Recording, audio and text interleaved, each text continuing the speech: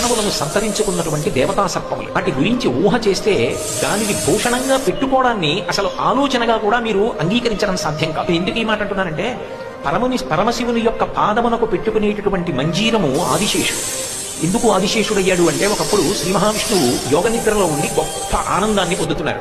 ఆయన హృదయ కమలమునందు చిదంబరం కనకసభలో పరమశివుడు చేసేటటువంటి తాండవాన్ని వీక్షిస్తున్నాడు. ఈ ప్రదోష వేళలో జరుగుతుంది. ప్రదోషం అంటే చీకటి పడడానికి ముందున్న పరమ శక్తివంతం. చిదంబరం కనకసభలో పరమశివుడు నటరాజస్వరూపంగా తాండవం చేస్తాడు. ఆ తాండవాన్ని లోచూపుతో శ్రీ మహావిష్ణువు దర్శనం చేస్తున్నాడు.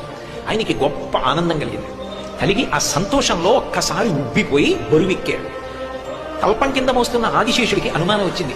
స్వామి, ఏమిటి మీకు పులకాంకురములు వచ్చాయి, పొంగిపోతున్నారు, ఏం జరిగిందని అడిగాడు.